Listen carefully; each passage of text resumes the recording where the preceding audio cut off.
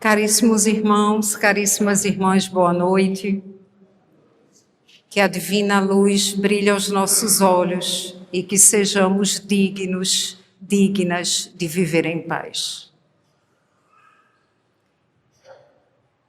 Eu não sei quantas vezes eu já disse isso aqui e eu vou me permitir dizer todas as vezes que eu aqui voltar.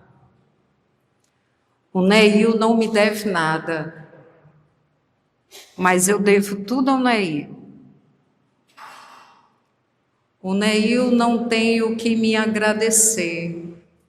Eu nem mereço o carinho, o afeto, a gentileza que aqui recebo. Eu não venho trabalhar, eu venho receber passes de enorme doses de amor e carinho quando eu venho aqui. E nada disso é merecido, e não é por falsa modéstia. É porque se todas as próximas existências eu dedicar para servir ao Neil, será pouco diante de tudo que o Neil fez para mim e para minha família. Já contei e contarei muitas vezes, todas as vezes que necessário for. Minha família não seria espírita se não fosse o Neil.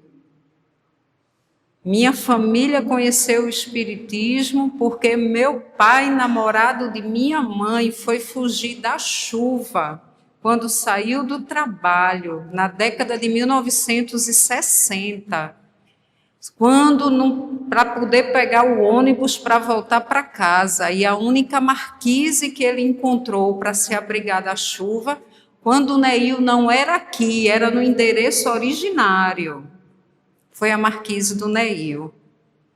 E a primeira palestra espírita que ele ouviu em pé, do lado de fora, com a chuva caindo do início até o fim da palestra. E seu Dantas, quando acabou a palestra, veio para o lado de fora, e ele, muito impressionado, um jovem católico, de família católica, e ele, muito impressionado com tudo que ouviu, perguntou: o que é isso aqui? E seu Dantas riu, achou engraçada a pergunta, e disse: isso aqui é o Neil. E a partir daí ele começou a frequentar, escondido da família católica.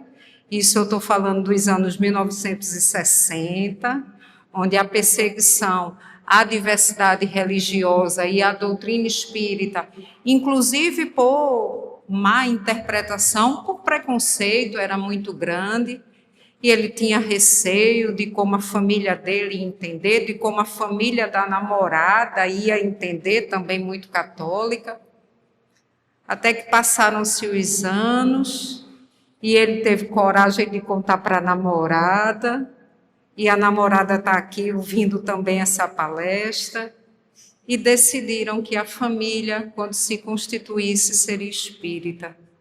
E minha irmã e eu reencarnamos num lar espírita, graças ao Neil. Essas paredes, esses bancos, esse jardim eu conheço demais, faz parte da minha infância. Dona Niná, irmã Niná, é uma voz que me é familiar. Se eu fechar os olhos, eu escuto a voz dela, porque escutei muitos passes coletivos com a prece narrada por ela. E eu estava me lembrando aqui na abertura do trabalho, porque nós temos, todos nós, consciência de tudo que o Neil nos marcou, como tantas outras coisas na vida da nossa vida, de pessoas, de situações. Mas eu acho que a gente tem a prova cabal de algo que é marcante na nossa vida, quando aparentemente algo extremamente desconexo com aquela realidade faz com que a gente retome a memória de algo. Deixa eu me explicar melhor e contar o caso para eu me fazer melhor entender. Uma vez nós estávamos em família, nas férias de família, num local que, em teoria, não tem nada a ver com o centro espírita. Nós estávamos na Disney.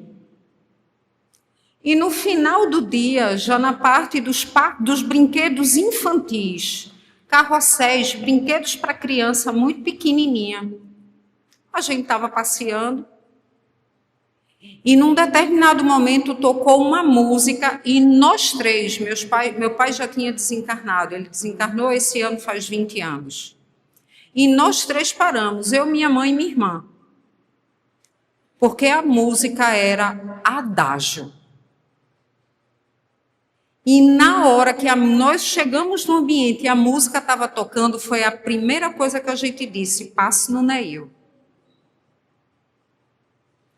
Aquele momento, para mim, foi a prova cabal do quanto o Neil é presente e marcante nas nossas vidas.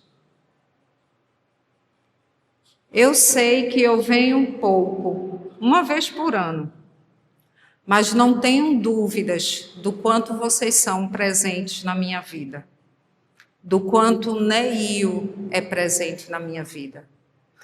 Não porque eu sou nada muito de valor, mas desse jardim que eu sou, que é o Neil, eu me orgulho em dizer que eu sou um espinho em trabalho de lapidação que foi desenvolvido aqui no Neil.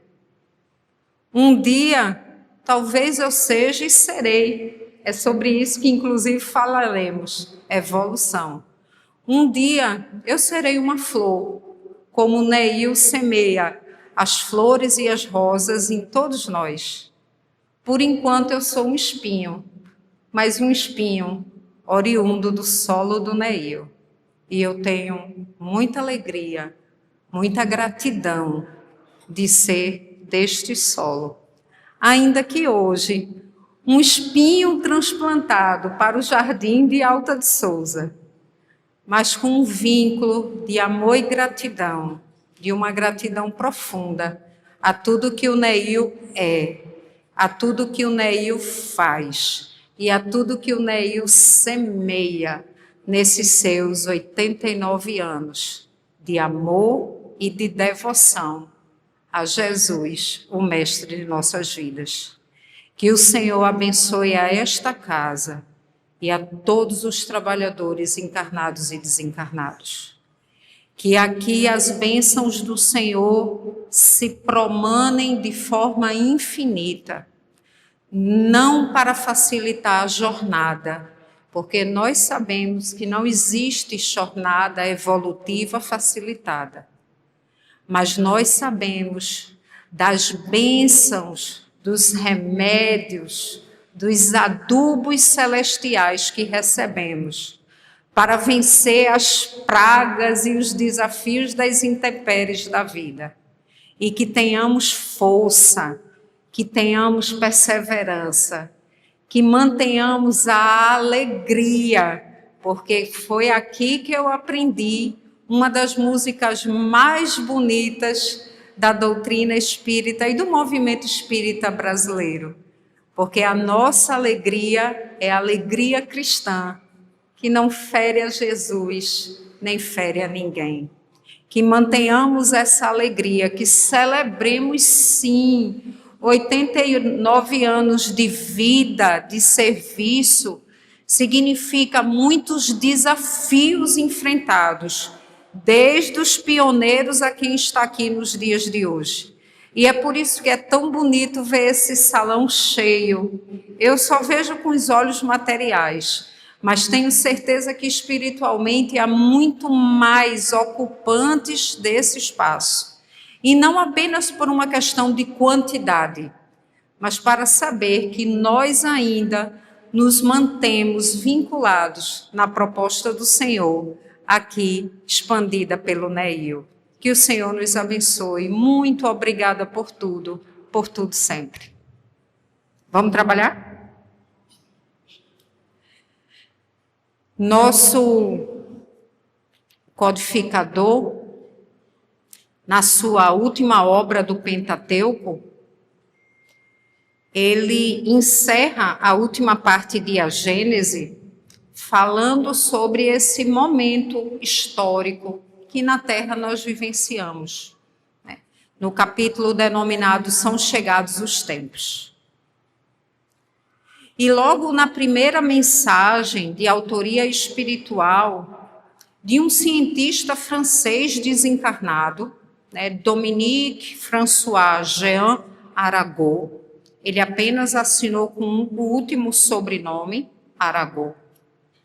Foi astrônomo, matemático, inclusive de uma grande ascendência política na comunidade em que viveu, finalzinho do século XVIII, início do século XIX. Aragon encerra a mensagem chamada Sinais dos Tempos, dizendo algo mais ou menos assim. Na minha edição, é a página 463 de A Gênese. Quando se vos diz que a humanidade chegou a um período de transformação e que a Terra tem que se elevar na hierarquia dos mundos, nada de místico vejais nessas palavras. Vede, ao contrário, a execução de uma das grandes leis principais do universo, fatais no universo, contra as quais se quebra toda má vontade humana. Arago, quando ele destaca a questão de uma fatalidade existencial para os espíritos, através da execução do cumprimento dessa das leis mais importantes do universo, ele vai falar exclusivamente sobre aquilo que Kardec se dedicou muito enfaticamente a reforçar, que foi a importância da lei do progresso. E toda a cosmovisão espírita, a maneira como a doutrina espírita e o espiritismo lê o mundo, a vida e o universo, o próprio existir, pressupõe a lógica da evolução. Não da evolução como uma graça, um prêmio divino distribuído a uns e a outros não. Não como uma consequência independente de qualquer intervenção humana. Aprofundaremos esse debate um pouco mais à frente. Mas como uma categoria filosófica na qual o Espiritismo se baseia. Porque lá em O Livro dos Espíritos, uma das leis morais apresentadas é a lei do progresso.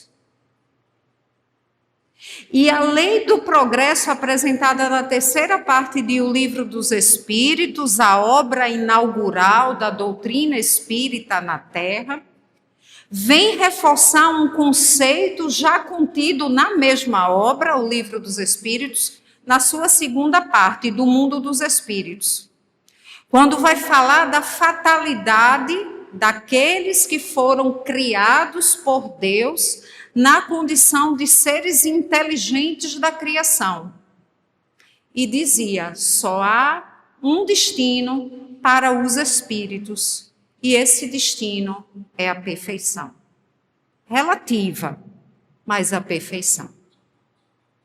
E reforçando essa ideia e centralizando as bases filosóficas, científicas, de repercussão moral, dessa premissa axiológica do universo, que é progredir. O Neil dedica esse mês de aniversário a investigar esse processo de evolução de todos nós. Mas ouso expandir essa proposta do Neil para não ser apenas uma evolução de nós espíritos, mas de todos os seres criados por Deus.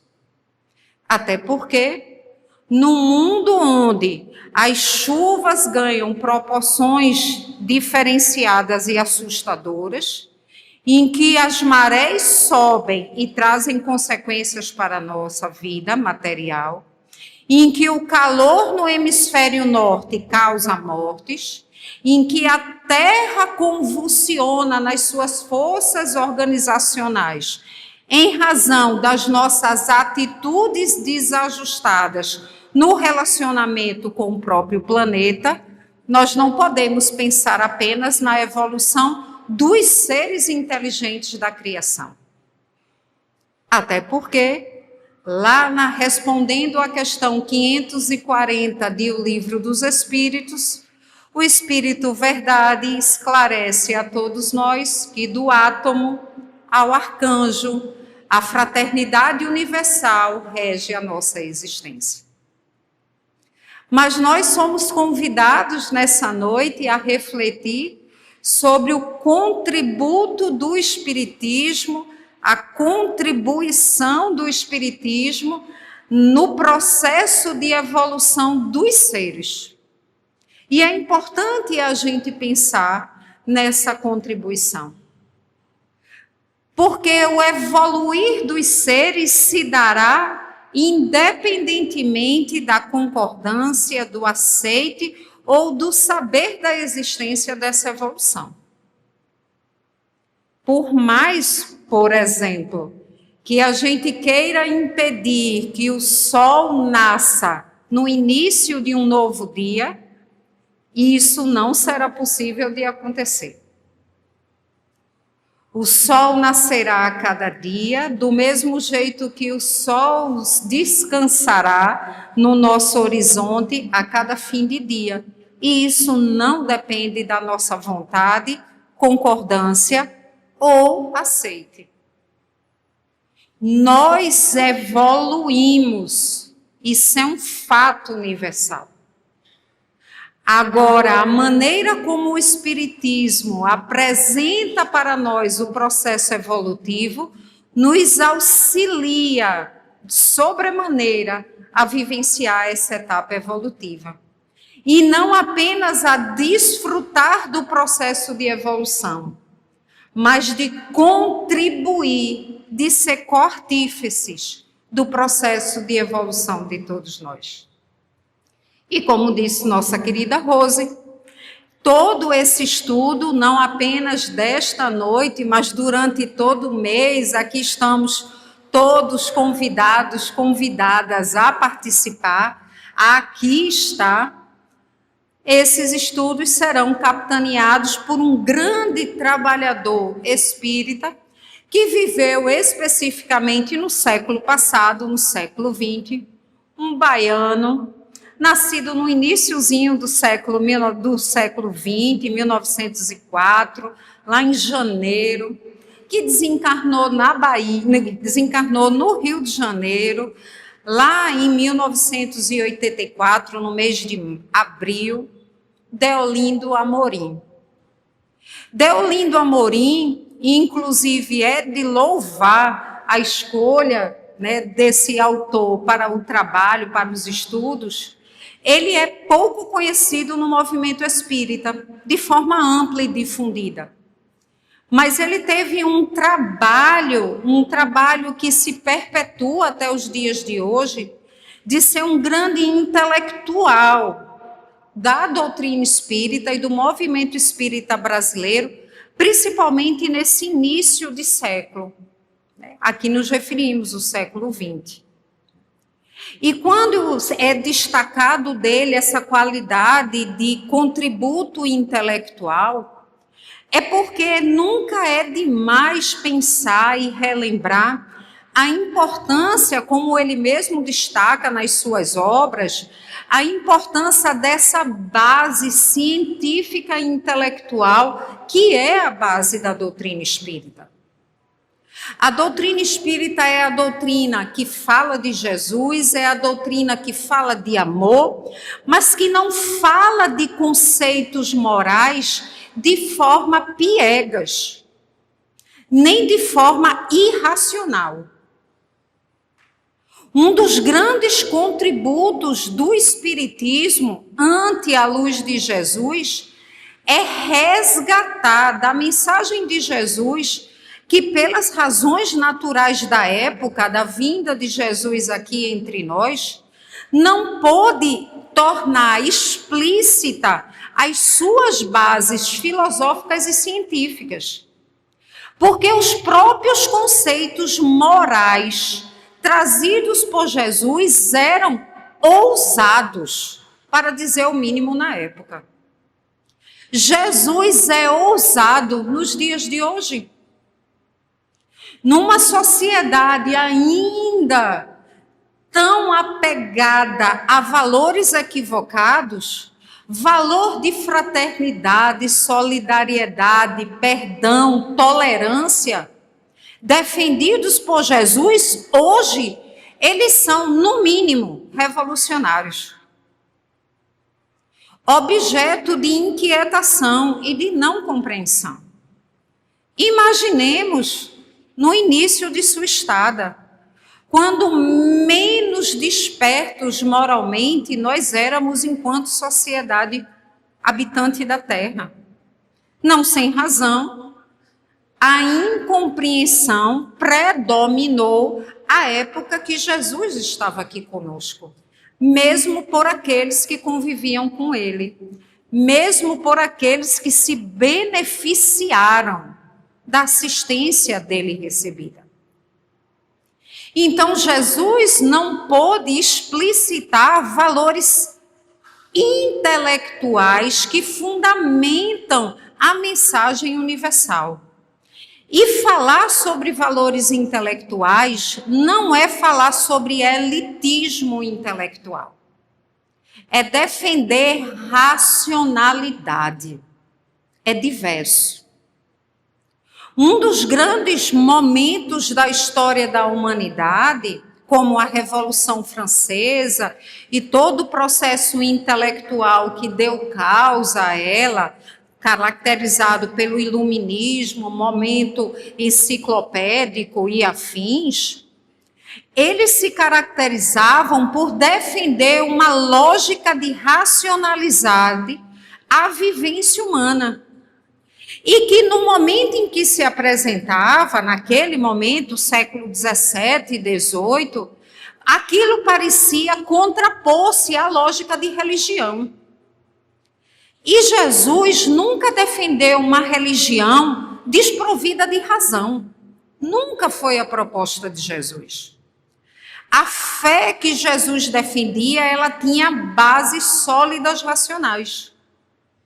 Só que a nossa limitação à época não permitia a explicitação desses valores intelectivos, razão pela qual Jesus se apropriou de conceitos rudimentares, prosaicos, daquele momento da vivência. O Espiritismo, que não se arvora a ser nada diferente do que Jesus falou, apenas reforça os conceitos de racionalidade da mensagem de Jesus. E essa é uma preocupação muito acentuada de Deolindo Amorim. Deolindo Amorim, ele não estava preocupado apenas, até porque isso nunca foi uma preocupação do Espiritismo, em conseguir adeptos, de fazer prosélitos, uma vivência proselitista. Mas a grande preocupação de Deolindo Amorim era fazer com que os espíritas entendessem por que eles eram espíritas. Quais eram as razões que nós aceitamos e vivenciamos o espiritismo? Quais são as respostas racionais que nós damos às circunstâncias da vida? E tudo isso culmina na proposta do título da conversa dessa tarde, dessa noite, a evolução do ser.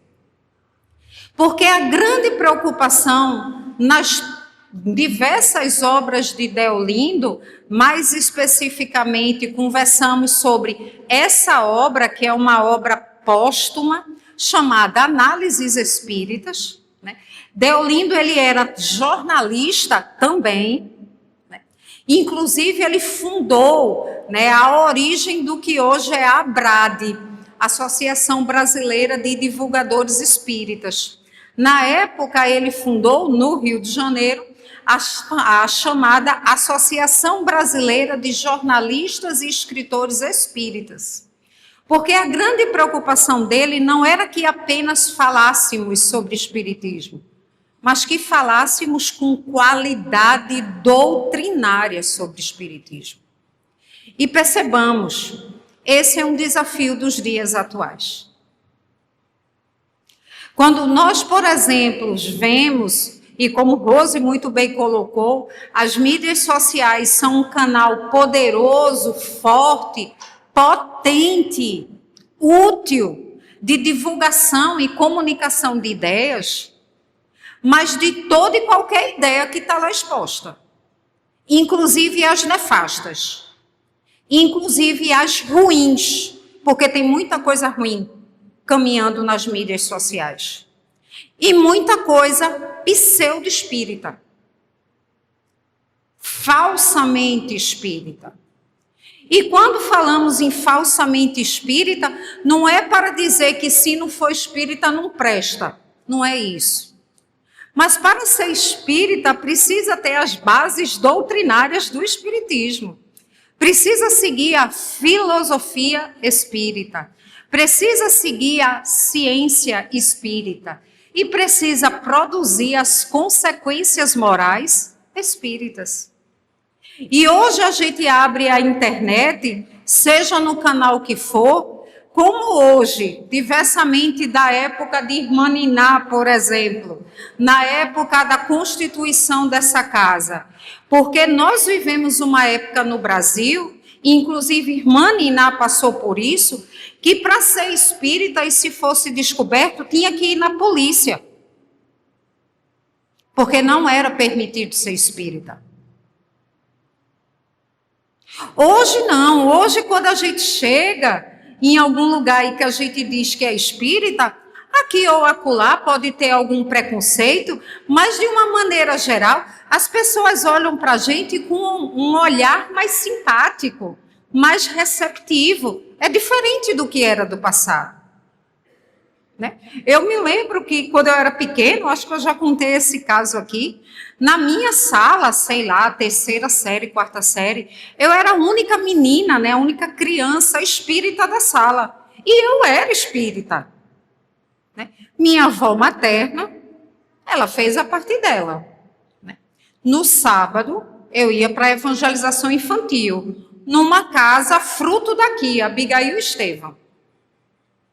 No domingo, eu ia para o catecismo. Minha avó materna fez a parte dela. Ela tentou lutar até o fim. Né?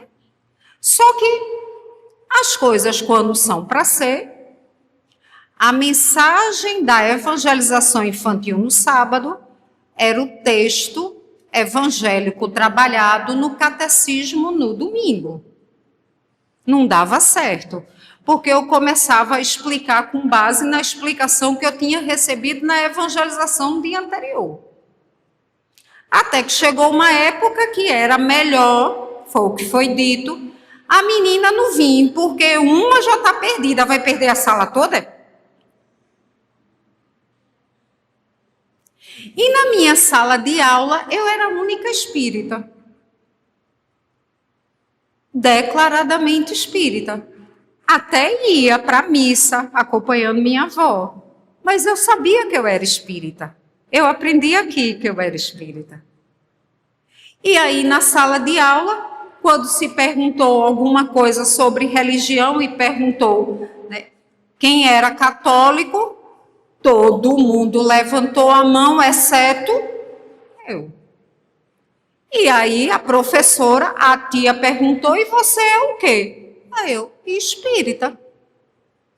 E eu me lembro até hoje a resposta dela, que eu tenho certeza que não tinha nenhuma maldade deliberada, era fruto da ignorância. E ela disse: então você não é cristã. E eu disse: eu sou, porque Jesus é meu mestre. Isso eu devia ter uns 8, 9 anos. Mostrando a importância da evangelização infantil. Com certeza eu não tinha consciência, enquanto criança, do que aquilo significava, mas eu sabia o que aquilo era para mim. Hoje, quando nós chegamos nos locais e dizemos que somos espíritas, todos nós, não há nenhum tipo de incômodo, regra geral, né? Eu me lembro, né, acho que manhã vai lembrar desse episódio. Eu também criança, ela num consultório médico, a gente esperando na sala de recepção, e ela conversando com uma freira, né? E conversando com uma freira ou noviça, não vou saber dizer, mas alguém que estava com hábito de freira, né? Isso também eu pequena. E manhã conversando com essa freira, lembra, mãe, desse episódio? E a senhora conversando com a freira, até que a freira, né, do tipo empolgada, vendo manhã falando, né, tão cristamente. E ela perguntou: a senhora é católica? E manhã: não, eu sou espírita. E a irmã não disse mais nada, ela se levantou e foi sentar em outro lugar. Muitos de nós aqui teríamos episódios para relatar como na época esse preconceito, esse desconhecimento era mais acentuado, né? Esse mesmo episódio, né, da freira eu já contei para minha reitora. Eu sou professora, muitos sabem, né? Eu já contei para minha reitora, irmã Graça. Lucas sabe de quem eu estou falando, né? Irmã Graça, minha reitora, é uma freira, e eu contei para ela e ela disse: puxa, que irmã mais trouxa.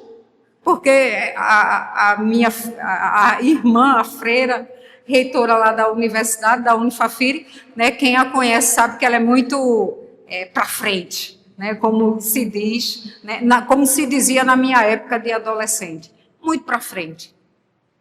Tanto é que quando ela me convidou, e ela vez por outra faz palestra, né, e quando ela teve uma morte de alguém, né, muito próximo da comunidade da Fafiri, uma morte muito dolorosa, e aí teve a missa lá, né? E quando ela chegou, ela fez: Adriana, aconteceu um fenômeno tão interessante. Ela, o que foi? Ela, quando essa pessoa que faleceu, foi feita na missa uma homenagem a ela, essa pessoa era muito próxima ao avô que estava presente. E nisso pousou uma borboleta no ombro do avô. Ficou a missa toda a borboleta pousada no ombro do avô. E ela fez: olha, o catolicismo não tem explicação para dar isso não, mas eu tenho certeza que o espiritismo tem, e a resposta é boa. Isso não é um bom sinal? Eu fiz: irmã, é um bom sinal. E ela fez: está vendo? É por isso que eu gosto das coisas do espiritismo. E ela é freira. Então os tempos mudaram, mas não os desafios. Porque se os desafios lá atrás era apresentar a doutrina espírita no sentido de não haver nenhuma má interpretação dos nossos bons propósitos, hoje os desafios que já eram identificados por Deolindo lá na época é de reforçar as premissas doutrinárias do espiritismo. Não sem razão. Os 2 autores que ele mais gostava eram apenas Kardec, não por isso eu não comecei a leitura por um texto de Kardec, e o outro autor que ele muito se inspirava era Leon Denis, conhecido como o apóstolo do Espiritismo. Leon Denis, como nós nos recordamos, ele foi um autodidata. Leon Denis era um homem de pouquíssimos estudos formais, porque de uma origem muito pobre. Mas Leon Denis se transformou naquele que é, sem sombra de dúvida, um dos grandes filósofos do Espiritismo. E por que a filosofia é tão importante? Porque a origem da doutrina espírita, enquanto preceito filosófico, é tão importante. Porque a filosofia explica as causas. Porque nós estamos aqui não apenas para viver, mas para entender por que existimos e por que vivemos. Quem nos explica isso é a filosofia. As fundamentações filosóficas, elas são primordialmente de raiz causal. Porque quando a gente, enquanto espíritas, ouve muito aquelas frases que diz assim: quem eu sou? O que estou fazendo aqui? Para onde vou? De onde venho? Nós estamos conversando sobre filosofia. Isso é conceito filosófico. E conceito filosófico é importante porque nos dá alicerce. Alicerce. Nenhuma casa, nenhuma edificação, nenhum prédio se sustenta sem alicerce. Quanto melhor a base, mais forte é o prédio e melhor ele sustenta as adversidades. E Deolindo tinha preocupação, que era uma preocupação de Kardec, que era uma preocupação de Leon Denis, de entendermos as bases filosóficas causais da nossa existência. Não sem razão, não é o único, mas é o mais famoso de todos os livros de Leon Denis. O problema do ser, do destino e da dor. O problema no sentido de entender a causa. Quem sou eu? Por que eu existo? E para que eu existo? E por quê? Porque o título original de Leon Denis não fala em dor. O título original da obra é O Problema do Ser e do Destino. A dor foi na tradução brasileira que criou-se, esse conceito de dor. A obra original de Leon Denis não fala disso. Também por uma razão filosófica. Dor é consequência, não é causa. Então, Leon Denis não estava preocupado com as consequências do ser e do existir. Agora, Leon Denis tem um capítulo, e foi daí que a FEB introduziu o conceito dor no título, chamada As Potências da Alma. E a dor é uma dessas potências. Então, para que entendamos a evolução do ser, na filosofia espírita, nós precisamos resgatar esse livrinho aqui muito pequeno. Pequeno em tamanho, mas não pequeno em valor. Escrito pelo nosso codificador. Que muitos espíritas tendem a não valorizar o estudo dessa obra. O que é o Espiritismo. E aqui está condensado 2 obras de Kardec, que é o Espiritismo e o Espiritismo na sua expressão mais simples, mais fácil de ser entendida. E nessa última parte, o Espiritismo na sua versão mais simples, na parte denominada Máximas Extraídas do Ensino dos Espíritos, no item 38, está toda a lógica que Deolindo Amorim trabalhou acerca da evolução do ser. É uma frase muito conhecida de todos nós. Veja se não é verdade. A crença no Espiritismo não é aproveitável, senão aquele que se pode dizer vale o melhor hoje do que ontem. Essa é uma frase muito conhecida do movimento espírita. Ou seja, não adianta eu ser espírita se o Espiritismo não trouxer em mim melhoria. E percebamos, Kardec, e essa tradução brasileira, ela é bem literal, Kardec utilizou o verbo valer, valor, importância. E é muito curioso quando Kardec, pela sua condição primordial de cientista e pedagogo, utiliza a palavra valor para falar sobre evolução, porque é isso que ele está falando. Quando ele fala que o espiritismo nada me servirá se eu não for melhor hoje do que eu fui ontem, e eu não seja amanhã melhor do que eu seja hoje, ele está querendo dizer que o espiritismo é primordialmente uma doutrina, como Jesus defendia, de renovação comportamental e de implementação de um novo comportamento moral. Porque a evolução defendida não é apenas uma evolução material, não é apenas uma evolução biológica. E percebamos, nós estamos evoluindo enquanto espíritos vinculados à Terra, na perspectiva material e biológica também. Lá em A Caminho da Luz, quando Emmanuel vai descrever, através da psicografia de Chico Xavier, como eram os primeiros habitantes humanos da Terra, nós percebemos nitidamente, pelas nossas lembranças de estudos, de televisão, de internet, e pelo relato dele do livro, que a nossa condição humana era mais animalizada.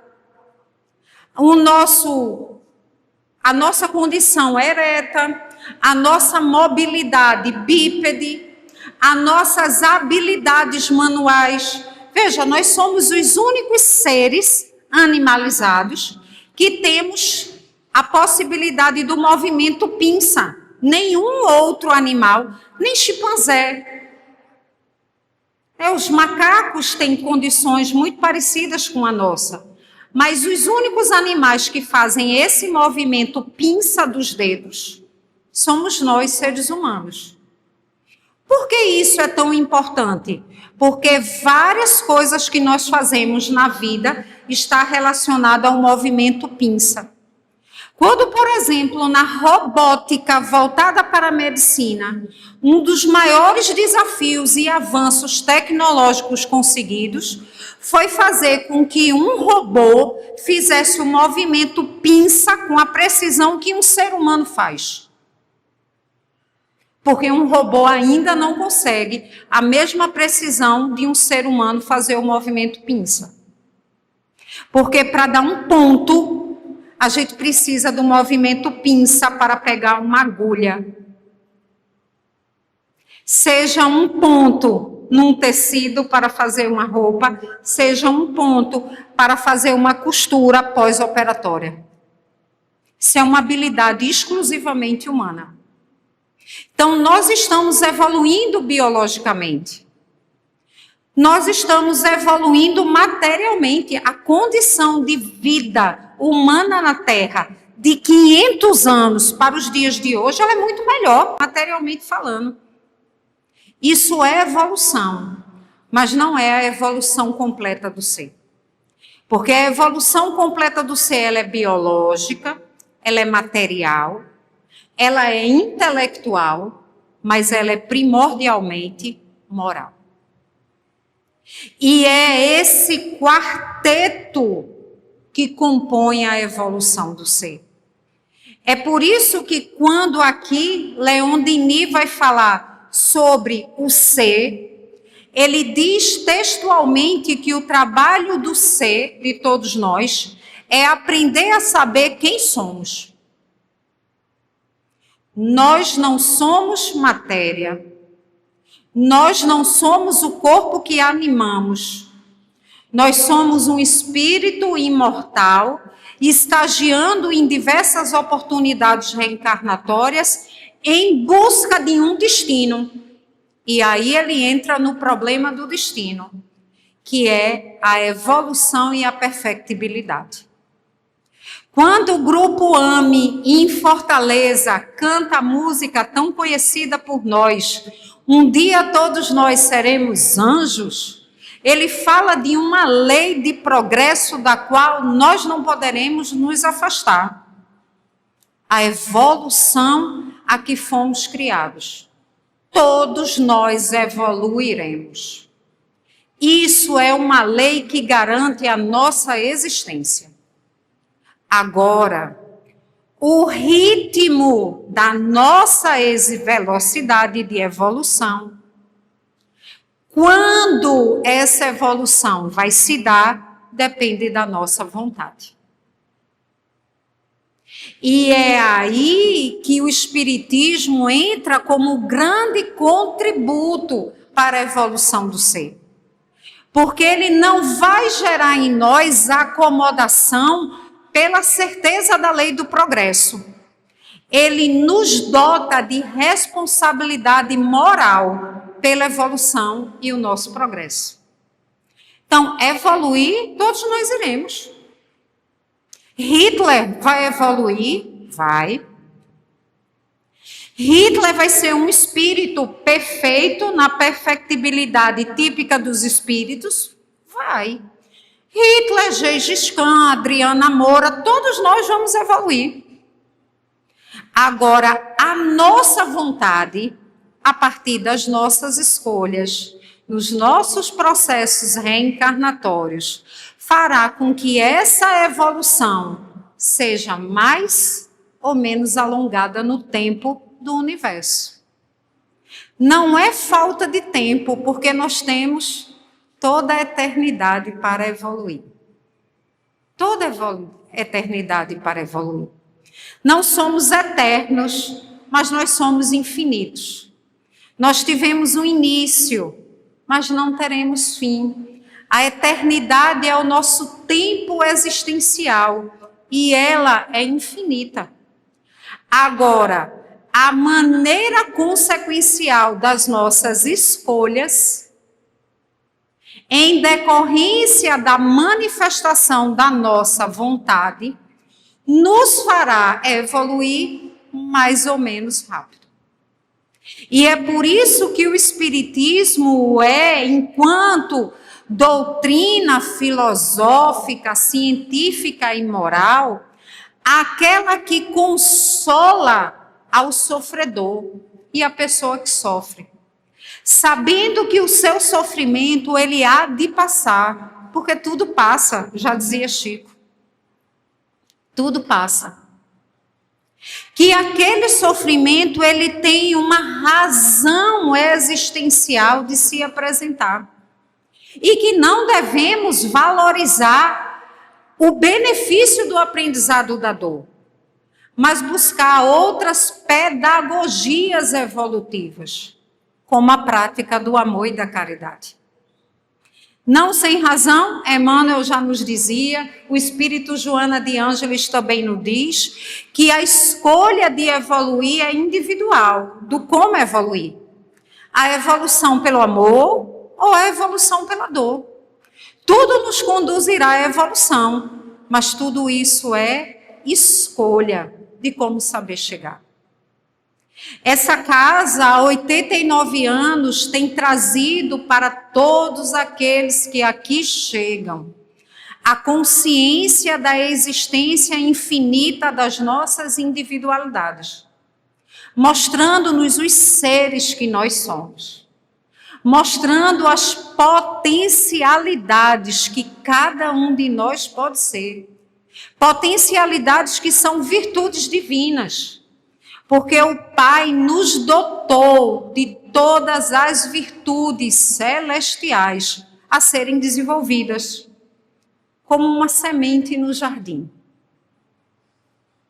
Mas para que qualquer flor, para que qualquer rosa desabroche, ela precisa do cuidado, não apenas na semeadura, mas na continuidade do cultivo daquela semente floreada. Há necessidade do cuidado com a água que essa planta recebe.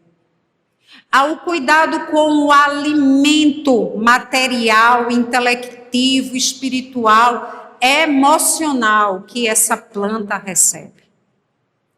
Para que uma planta, às vezes, dê uma flor, floreie, ela demorará muito tempo. Tem planta que demora muito tempo para florir, não tem? Tem planta que às vezes só dá 1, 2 flores a sua vida toda. Mas ela florir. Mas há necessidade do cuidado, do cultivo. O que o Espiritismo é para nós é uma elucidação sobre o cultivo das flores que somos e que podemos ser cada um de nós. O Neil é esse jardim que nos possibilita que aqui sejamos flores, sejamos rosas, cultivemos as nossas rosas, coloramos o mundo e sejamos felizes. Muita paz.